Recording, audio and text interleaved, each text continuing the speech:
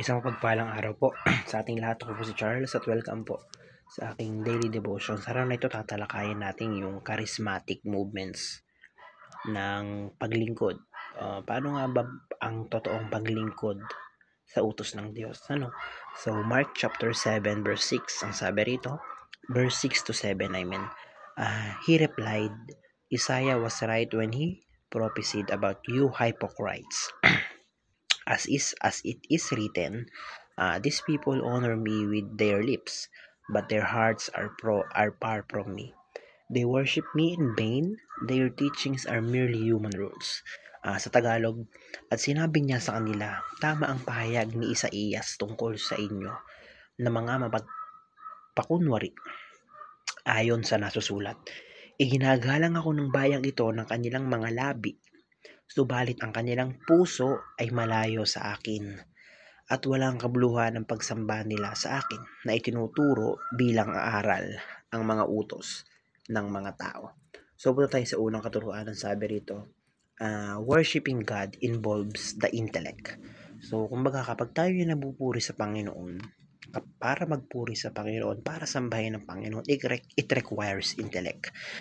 Dapat naandun yung karunungan, naandun yung kaisipan, naandun yung isip natin, yung katalinuhan natin. Kumbaga hindi ka lang nagbabasa ng Biblia o hindi ka lang nagbabasa ng Bible nang wala lang, ng trip-trip mo lang. Kumbaga naandun yung utak, naandun yung katalinuhan na kumbaga talagang iniintindi mo, talagang nasa isip mo na mahalaga yung ginagawa mo. Alam mo na yung pagsamba na ginagawa mo ay kumbaga nasa utak mo.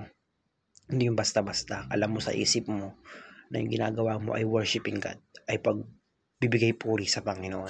Sa ikalimang teaching, ang sabi rito, worshiping God involves the emotion. So, kapag nagwo-worship tayo kay sa Lord, yun nga, hindi lang basta hindi lang basta isip yung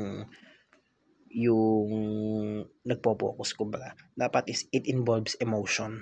Dapat naandito yung puso natin, naandito yung emosyon natin, na masaya tayo kapag nagwo-worship sa Panginoon, natutuwa yung puso natin, or pwede rin nalulungkot tayo kapag nagdarasal sa Panginoon, pag humihiling tayo sa Kanya ng tulong, ganon.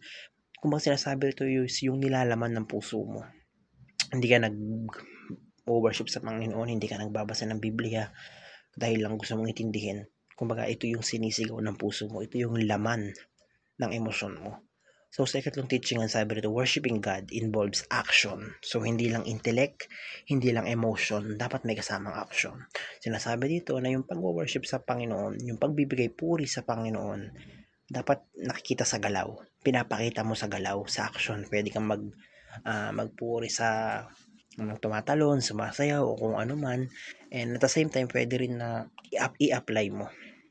Tandaan natin na ang pagbibigay puri sa Panginoon ay pwede natin gawin sa lahat ng bagay. Ultimo, pagkain, pagtatrabaho, pag-inom ng tubig, kung ano-ano. And yung mga action na yun is pwede natin yung gawing paraan para papurihan ng Panginoon, para bigyang i-glorify ang Panginoon. So, muna tayo sa unang application. Paano ba natin ito may apply sa ating mga buhay? Intellect, avoid meaningless ritualistic worship. So, maraming mga tao ngayon, maraming mga religious group ngayon na napopokus na lang dun sa ritual. Napopokus na lang dun sa mga tradisyon like that, and kumbaga nawawala yung totoong essence ng pagsamba, nawawala yung totoong focus, or nawawala yung talagang isip sa pagsamba sa Panginoon, na ginagawa nila yon dahil tradisyon lang, ginagawa nila yun dahil nakasanayan lang. So kumbaga iwasan natin kumbaga every time na ginagawa, hindi ko naman sinasabi na mali, or hindi natin sinasabi na mali or masama yung mga tradisyon o yung mga ritual na yan, pero ang kailangan lang nating iwasan ay yung mawala yung totoong, kumbaga wag nating kalimutan yung totoong kahalagahan o yung totoong ibig sabihin, bakit nga ba natin ginagawa yung tradisyon na ito, bakit nga ba natin ginagawa yung ritual na ito. Kumbaga iwasan natin na maging habit na lang, na maging na maging nakagawian na lang. So kumbaga lagi natin itatak sa isip natin na ginagawa natin ito dahil ito ay isa sa paraan para i-worship, para papurihan ng Panginoon ko, ganon. So sa ikalawang application, sabi rito, worship God from the heart. So yun nga, dapat yung emotion, dapat nanggagaling sa puso mo, dapat nasa puso mo talaga, yun talaga yung nilalaman ng puso mo na nagsisilbi ako sa Panginoon, pinapapurihan ko ng Panginoon.